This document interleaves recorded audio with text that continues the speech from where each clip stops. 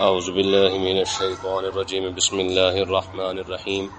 Islam in our life یہ ایک اسلامی یوٹیوب چینل ہے جس پہ مفتی سجاد حسین قادری صاحب روزانہ درس قرآن پاک ترجمہ اور تفسیر بیان فرماتے ہیں۔ اس چینل کی ویڈیو کو لائک، چینل کو سبسکرائب اور بیل آئیکن کو پریس کر کے اور ویڈیوز کو دیکھ کے آپ اپنی دنیا اور آخرت کو سنوار سکتے ہیں۔ انا اوحینا الیک کما اوحینا الی نوح والنبیین من بعدہ واوحینا الی ابراہیم واسماعیل واسحاق ویعقوب والاسباط وعیسیٰ وایوب ویونس وہارون وسلیمان وآتینا داود زبورا۔ وہی اعتراض کا جواب دیا جا رہا ہے جو یہودیوں نے کیا تھا کہ کتاب اکٹھی ایک بار نازل کیوں نہیں ہوئی ہے۔ ایسی کتنی آیتیں ہو چکی ہوں گی، صرف اسی ایک بات کی دلیلیں دی جا رہی ہیں کہ کتنے جوابات ہیں جو اللہ تبارک و تعالیٰ نے ارشاد فرمائے ہیں۔ اب یہ جواب دیکھیے، اللہ تبارک و تعالیٰ نے ارشاد فرمایا انا اوحینا الیک، اے محبوب ہم نے جیسے آپ پر وحی فرمائی ہے، کما اوحینا الی نوح والنبیین من بعد، ہم اسی طریقے سے ہی ہم نے نوح علیہ الصلوۃ والسلام پر بھی وحی فرمائی ہے، والنبیین من بعد، اور نوح علیہ الصلوۃ والسلام کے بعد جتنے نبی آئے ہیں ہم نے ان پر بھی ایسے ہی وحی فرمائی ہے۔ مطلب کیا ہے کہ یہودیوں کا جو یہ اعتراض ہے کہ کتاب اکٹھی نازل ہونی چاہیے تھی، تو آگے اللہ تعالیٰ نے انبیاء کے نام گنوائے ہیں کہ کتنے ہی ایسے نبی ہیں جن کو یہودی خود مانتے ہیں۔ عیسیٰ علیہ السلام کے علاوہ کچھ ایسے نبی ہیں جن کو یہودی بھی مانتے ہیں، عیسائی بھی مانتے ہیں، لیکن اس کے باوجود بھی عیسیٰ اور موسیٰ علیہ السلام کے علاوہ جن نبیوں کو یہودی اور عیسائیوں نے مانا ہے ان پر تو اکٹھی کتاب نازل نہیں ہوئی ہے، تو وہ اعتراض آپ پر ہی کیوں ہو رہا ہے؟ ٹھیک ہے۔ پھر دوسری بات آگے اللہ تعالیٰ نے ارشاد فرمائی ہے، کتاب اکٹھی نازل ہو یا آہستہ آہستہ نازل ہو، کتاب کا اکٹھا نازل ہونے سے یا آہستہ آہستہ نازل ہونے سے تو کوئی مسئلہ ہی نہیں ہے۔ اصل مسئلہ تو ہدایت ہے، جس کی وجہ سے کتاب نازل کی جاتی ہے، احکامات نازل کیے جاتے ہیں، رسولوں کو بھیجا جاتا ہے، بات تو سمجھانا ہوتا ہے۔ ٹھیک ہے، تمہیں اس سے کیا لگے کہ کتاب اکٹھی نازل ہوئی ہے یا آہستہ آہستہ نازل ہو رہی ہے؟ تو جن نبیوں کو تم مانتے ہو ان نبیوں میں سے کچھ ایسے بھی ہیں جن پر اکٹھی کتاب نازل نہیں ہوئی ہے، پھر ان کو کیوں مان رہے ہو؟ تو اللہ تبارک و تعالیٰ نے ارشاد فرمایا محبوب انا اوحینا الیک، ہم نے آپ پر جیسے وحی فرمائی ہے، یہ تھوڑا تھوڑا کر کے جیسے نازل ہو رہا ہے، کما اوحینا الی نوح، ہم نے نوح علیہ السلام پر بھی ایسے ہی وحی نازل فرمائی ہے، ان پر بھی کتاب اکٹھی نازل نہیں ہوئی ہے، ان پر صحیفے اکٹھے نازل نہیں ہوئے ہیں، ان پر احکامات اکٹھے نہیں آئے ہیں۔ یہ یہودی اور عیسائی تو ان کو بھی مان رہے ہیں، پھر ان کو کیوں مان رہے ہو؟ آگے اللہ تعالیٰ نے پھر نام گنوایا، فرمایا وَأَوْحَيْنَا، ہم نے اسی طریقے سے وحی فرمائی اِلَىٰ ابراہیم وَإِسْمَاعِيلَ وَإِسْحَاقَ وَيَعْقُوبَ، ہم نے ابراہیم علیہ السلام پر وحی فرمائی ہے، یعنی ان پر بھی کٹھی وحی جو ہے کتاب نازل نہیں ہوئی ہے، ان کے احکامات بھی آہستہ آہستہ آئے ہیں، اسماعیل پر بھی آہستہ آہستہ نازل ہوئے، اسحاق علیہ السلام پر بھی ہوئے، یعقوب علیہ السلام پر بھی ہوئے، والاسباط، یعقوب علیہ السلام کی اولاد پر جو ہے وہ ہم نے ایسے ہی صحیفے نازل فرمائے ہیں۔ ٹھیک ہے، تو یاد رکھیں میں نے پہلے بھی آپ کو بتایا تھا کہ ہمارے بزرگوں میں سے کچھ بزرگوں نے یہ لکھا ہے، وہ کہتے ہیں کہ یعقوب علیہ السلام کے جتنے بیٹے ہیں سارے کے سارے نبی ہیں، صرف یوسف علیہ السلام نہیں، جو ان کے 11 بیٹے دوسرے ہیں وہ بھی نبی ہیں، لیکن یہ کہ یوسف علیہ السلام کی نبوت جو ہے وہ تو قرآن پاک سے بھی ثابت ہے اور احادیث طیبہ سے بھی ثابت ہے، تو ان کے بارے میں بہرحال یہ بات ملتی ہے کہ مطلب ہے کہ اللہ تعالیٰ نے ان کو بھی نبوت عطا فرمائی تھی۔ یہ اور بات ہے کہ کسی نبی کو جو ہے آزمائش کے اندر ڈال کے جو ہے وہ آزمائش میں ڈال دیا جاتا ہے، کسی نبی سے آزمائش لے لی جاتی ہے، کسی نبی کو آزمائش دے دی جاتی ہے، تو یہ تو اس کی مہربانی ہے، اس کی مرضی ہے، جیسے مرضی چاہے کر لے۔ تو بہرحال اللہ تبارک و تعالیٰ نے ارشاد فرمایا کہ اسباط کا لفظ ہی بتا رہا ہے، اسباط کہتے ہیں اولاد کو، تو ہم نے یعقوب علیہ السلام کی اولاد پر وحی نازل فرمائی ہے، تو اس کا مطلب یہ ہے کہ یعقوب علیہ السلام کا ایک بیٹا نبی نہیں ہے بلکہ آپ کی ساری اولاد، یعنی 11 کے 11 بیٹے ہی سارے کے سارے نبی ہیں۔ ٹھیک ہے، یہ لفظ اسباط ہی بتا رہا ہے کہ یعقوب علیہ السلام نے وحی فرمائی یعقوب علیہ السلام پر بھی اور یعقوب علیہ السلام کی اولاد پر بھی۔ ٹھیک ہے، تو بہرحال یہ قول میں نے آپ کو بتایا کہ جیسا کہ ایک قول یہ ملتا ہے کہ سارے کے سارے نبی ہیں، ایک قول یہ ملتا ہے کہ صرف یوسف علیہ السلام نبی ہیں، وہ تو قول کی بات ہی نہیں ہے، یوسف علیہ السلام تو پھر قرآن اور حدیث سے ثابت ہے کہ وہ اللہ کے نبی ہیں۔ آگے اللہ تعالیٰ نے ارشاد فرمایا وعیسیٰ وایوب ویونس وہارون وسلیمان، یہ سارے وہ نبی ہیں جن پر ہم نے جو ہے وہی فرمائی ہے، ان میں سے کئی ایسے نبی ہیں جن پر کتاب اکٹھی نازل نہیں ہوئی ہے۔ تو پھر اے یہودیوں تمہارا وہ اعتراض جو تم میرے محبوب پر کر رہے ہو کہ کتاب اکٹھی لے کے آئے پھر ہم مانیں گے، فرمایا یہ 11 نبی اللہ تبارک و تعالیٰ نے گنوا دیے ہیں، فرمایا یہ 11 نبیوں پر احکامات نازل ہوئے ہیں، اور آگے وآتینا داؤد زبورا، ہم نے تو داؤد علیہ السلام کو پوری کتاب زبور عطا فرمائی ہے، تو زبور بھی اکٹھی نازل نہیں ہوئی ہے، صرف موسیٰ علیہ السلام پر اکٹھی نازل ہو گئی ہے۔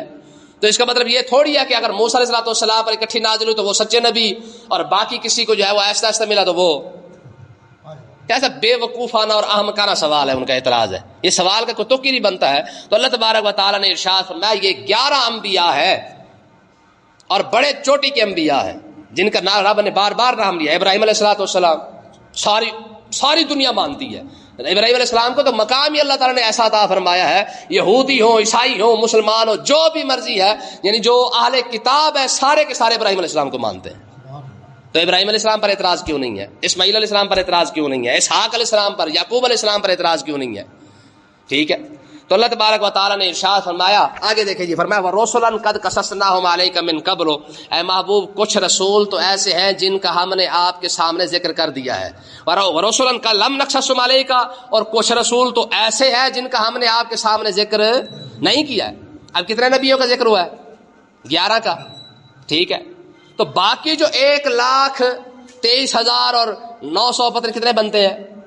999 بنتے ہیں، وہ بھی کم و بیش ہو سکتا ہے اس سے زیادہ ہو، ٹھیک ہے، تو باقی جو اتنے 1 لاکھ سے زیادہ نبی پڑے ہیں، 1,23,000 نبی پڑے جن کا ہم نے نام ہی نہیں لیا ہے، ان پر تو خدا ہی بہتر جانتا ہے کہ اللہ تعالیٰ نے ان کو کیسے احکامات عطا فرمائے اور کس طریقے سے عطا فرمائے ہیں، ان کا ذکر کتابوں میں بھی نہیں ہے۔ آپ قرآن اور حدیث کی وہ اکٹھا ملا کے دیکھیں نا، زیادہ سے زیادہ بھی میرا خیال ہے نبیوں کے نام کسی کو معلوم ہو گے تو 50 ہو جائے گا، 100 ہو جائے گا بس۔ تو باقی 1,23,000 سے بھی زیادہ نبی موجود ہیں جن کا نام ہی پتہ نہیں ہے، ان کی ہسٹری کا پتہ نہیں ہے، ان کے زندگی گزارنے کا پتہ نہیں ہے۔ اللہ تعالیٰ خدا ہی بہتر جانتا کہ رب نے انہیں کہاں نبوت عطا فرمائی، پھر کیسے کیسے عطا فرمائی ہے، ان کو پھر کیا احکامات ملے، کیا ان کو حکم نافذ ہوئے، ان پر احکامات نافذ ہوئے، یہ صرف اللہ ہی بہتر جانتا ہے یا صرف وہ انبیاء بہتر جانتے ہیں؟ ٹھیک ہے، یہ تو صرف بڑے بڑے انبیاء ہیں جن کا ہم نے ذکر کیا ہے۔ اور آگے دیکھیں جی اللہ تعالیٰ کی کس لیے بڑی دلیل ہے، فرمایا وَكَلَّمَ اللَّهُ مُوسَىٰ تَكْلِيمًا، رب نے تو موسیٰ علیہ السلام سے کلام بھی فرمایا ہے۔ کل تم یہ اعتراض اٹھاؤ گے کہ جی اگر رب کسی سے کلام کرے تو ہم اس کو نبی مانیں گے، یہ دوسرا جواب ہے رب کا، فرمایا کلم اللہ موسیٰ تکلیما، تم جو کہتے ہو جی کتاب اکٹھی نازل ہو تب جا کے ہم نبی مانیں گے، رب نے تو موسیٰ علیہ السلام سے کلام کیا ہے، ابراہیم علیہ السلام سے تو وہ بھی نہیں کیا، ٹھیک ہے، تو پھر ابراہیم علیہ السلام کو نبی کیوں مان رہے ہو؟ رب نے تو پھر نوح علیہ السلام سے بھی کلام نہیں کیا ہے، آدم علیہ السلام سے بھی کلام نہیں کیا ہے، یہ خاصیت یہ خصوصیت جو ہے یہ تو صرف موسیٰ علیہ السلام کی ہے جن کے ساتھ اللہ تعالیٰ نے ڈائریکٹ کلام فرمایا ہے۔ تو کل کو تم یہ اعتراض کر سکتے ہو کہ جناب جس کے ساتھ رب کلام کرے گا ہم اسے نبی مانیں گے، تو یہ اعتراض کرنا بے وقوفی ہے۔ اب دیکھیں جی اللہ تعالیٰ نے اصل مدعا بیان فرمایا ہے، فرمایا کہ اصل مقصد کیا ہوتا ہے، رسول یا نبی آتا ہی کیوں ہے؟ میں بے وقوفو یہ اعتراض چھوڑو کہ جناب کتاب اکٹھی نازل ہوئی کہ نہیں ہوئی ہے، یہ ایسے ہوا کہ ایسے نہیں ہے، وہ کہتے ہیں جی من حرامی حجتا ڈھیر، ہمارے مشہور مثال ہے نا من حرامی حجتا ڈھیر، مطلب کیا ہے کہ جب نہیں ماننا تو پھر کوئی نہ کوئی بہانہ بنا ہی لینا ہے، ٹھیک ہے۔ اب آگے دیکھیں جی اللہ تبارک و تعالیٰ نے رسولوں کو کیوں بھیجا ہے دنیا کے اندر، انبیاء کیوں تشریف لائے ہیں، رب نے اس مقصد کو بیان فرمایا ہے کہ تم یہ دیکھو کہ اللہ کا رسول آیا کس لیے ہے، یہ کیوں دیکھ رہے ہو یہ کیسے آیا اور کیسے نہیں آنا چاہیے۔ جیسے وہ کفار مکہ نے کہا تھا، انہوں نے کہا جی اگر فرشتے ہم پر نازل ہونا تو پھر ہم مانیں گے، اللہ نے فرمایا محبوب فرشتے نازل کرنا کوئی بڑی بات نہیں ہے، ہم نازل کر دیں انہوں نے پھر بھی نہیں ماننا، ٹھیک ہے، نازل تو ہوتے رہے ہیں، صحابہ کرام فرشتوں کو دیکھتے رہے کہ نہیں دیکھتے رہے، عبداللہ بن عمر نے تو جناب جبریل کے قدم مبارک بھی دیکھے ہیں، ہاں حضرت سیدنا امیر حمزہ رضی اللہ تعالیٰ عنہ نے بھی حضرت سیدنا جبریل علیہ السلام کے قدم دیکھے ہیں، اور ان دونوں نے آقا علیہ السلام کی خدمت میں عرض کی تھی یا رسول اللہ ہم جبریل کو دیکھنا چاہتے ہیں، میں جبریل کو دیکھنا کوئی چھوٹی موٹی بات ہے، جبریل کو دیکھنا کوئی عام بات ہے، سب سے زیادہ کسی نبی نے اگر جبریل علیہ السلام کو دیکھا ہے تو وہ موسیٰ علیہ السلام ہے، ان کی تعداد صرف 19 بار ہے، دوسرے انبیاء سب سے زیادہ، بلکہ ایک قول کے مطابق صرف 9 بار ہے، یعنی 9 بار وہ بھی بشری حالت کے اندر دیکھا ہے، یا جیسے اللہ تعالیٰ نے چاہا ویسی اس حالت کے اندر دیکھا ہے. جبریل کو اصلی حالت کے اندر صرف اور صرف آقا علیہ السلام نے دیکھا ہے ساری زندگی کے اندر, وہ بھی 2 مرتبہ بس. 600 پروں کا مالک ہو اور کرسی پر بیٹھا ہو, ٹھیک ہے جی, کوئی سوچ سکتا ہے کہ وہ جبریل علیہ السلام کے قد کاٹ کہاں تک ہوگا؟ آقا علیہ السلام زملون جبریل علیہ السلام کو دیکھا, دیکھنے کے بعد حضور علیہ السلام جو ہے وہ ایک مرتبہ دیکھ کے بھی حیران رہ گئے تھے کہ یار یہ جبریل ہے اصلی حالت کے اندر. قرآن مجید کی ایک تفسیر تو یہ ہے وَلَقَدْ رَآهُ نَزْلَةً أُخْرَىٰ, ٹھیک ہے, عند سدرۃ المنتہا عندہا جنت المأویٰ. فرمایا میرے محبوب نے معراج کی رات سدرۃ المنتہا کے قریب جبریل کو اصلی حالت میں دیکھا ہے. ہمارے نعت خواں تو لئی پھرتے نا, زیادہ سے زیادہ موسیٰ علیہ السلام نے جبریل علیہ السلام کو دیکھا ہے, وہ بھی ایک قول کے مطابق 9 بار ہے غالباً یا 19 بار ہے. اور حضور نے کتنی مرتبہ دیکھا ہے؟ 23 سالوں کے اندر 24,000 مرتبہ جناب جبریل حضور کی خدمت میں حاضر ہوئے ہیں. ٹھیک ہے, تو حضرت سیدنا امیر حمزہ نے عرض کی تھی یا رسول اللہ میں دیکھنا چاہتا ہوں. پھر چہیتا چچا ہے نا, ٹھیک ہے, سید الشہداء بھی ہے. حضور نے ارشاد فرمایا میرا یہ ایسا مان والا چچا ہے کہ آسمان کے ہر دروازے کے اوپر لکھا ہوا ہے کہ امیر حمزہ جو ہے نا اسد اللہ و اسد رسول. فرمایا امیر حمزہ اللہ کا بھی شعر ہے, اللہ کے رسول کا بھی شعر ہے. ہاں, یہ ایڈا مان والا چچا ہے, ٹھیک ہے نا جی. تو ابو جہل کو اس نے جا کے مارا تھا. ابو جہل نے جب چولے ماری تھی نا, تو اس نے ابو جہل کو جا کے مارا تھا. اس نے کہا ہاں بھائی میرے بھتیجے کے ساتھ تو نے زیادتی کیوں کی ہے؟ واحد بندہ جس نے ابو جہل کو جا کے مارا ہے, ٹھیک ہے. فرمایا اس وجہ سے تو لوگوں کو مارتا ہے یا میرے بھتیجے کے ساتھ ظلم کرتا ہے کہ لوگ اس کا کلمہ پڑھ رہے ہیں؟ فرمایا میں بھی کلمہ پڑھ رہا ہوں. اچھا یہ بات کر کے گھر تو آگے بعد میں سوچنے لگے امیر حمزہ, کہنے لگے حمزہ جوش میں بات تو کر رہا ہے, کلمہ تو پڑھا کوئی نہیں ہے. اب دوڑ کے گئے اپنے آقا علیہ السلام کی خدمت میں جا کے عرض کی. انہوں نے کہا بھتیجا تو خوش ہو جا, میں نے تیرا بدلہ لے لیا ہے. آقا علیہ السلام نے ارشاد فرمایا مجھے چچا مجھے اس بات کی خوشی نہیں ہوتی ہے, مجھے خوشی صرف اس بات کی ہوتی ہے کہ تو کلمہ پڑھ لیتا. اچھا یہ بات ہے تو پھر لے, پھر ہم بھی کلمہ پڑھ لیتے. تو بہرحال یہ شعر کا شکار کرتے تھے. امیر حمزہ رضی اللہ عنہ صرف شعر کا شکار کرتے تھے, کسی اور چیز کا شکار نہیں کرتے. ان کی عادت ہی کرتے ہی شعر کا شکار تھے بس. اور 100 کلو کی تلوار تھی امیر حمزہ رضی اللہ تعالیٰ عنہ کی. امیر حمزہ رضی اللہ عنہ کی تلوار کا وزن 100 کلو تھا. تو بہرحال یہ ایک الگ موضوع ہے. اللہ تعالیٰ نے ارشاد فرمایا رسلا مبشرین و منذرین. فرمایا کہ انبیاء رسولوں کو کیوں بھیجا جاتا ہے؟ فرمایا کہ میرے رسول جو ہے وہ تو صرف خوشخبری دینے کے لیے آتے ہیں یا ڈرانے کے لیے آتے ہیں. اچھے عمل کریں گے تو جنت کی خوشخبریاں مل جائیں گی, اگر برے عمل کریں گے تو پھر جہنم کی. دیکھیں جی آقا علیہ السلام نے تو دونوں خوشخبری دی ہیں نا. حضور علیہ السلام کے بارے میں قرآن کا کیا فیصلہ؟ یا ایھا النبی انا ارسلناک شاہدا مبشرا نذیرا. میرا محبوب جو ہے یہ تمہیں خوشخبری بھی دینے آیا ہے اور ڈرانے بھی آیا ہے.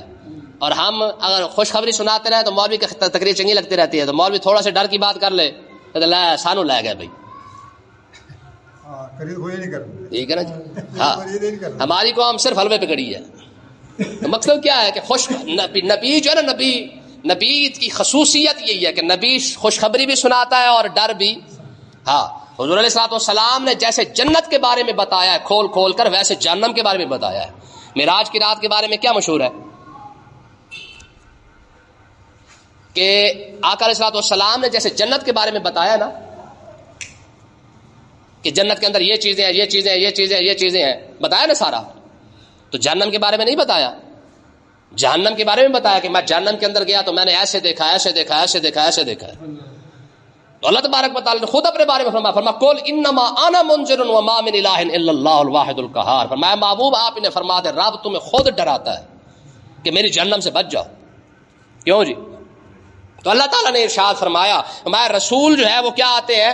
خوشخبری دینے آتے ہیں اور ڈرانے کے لیے آتے ہیں. کس وجہ سے؟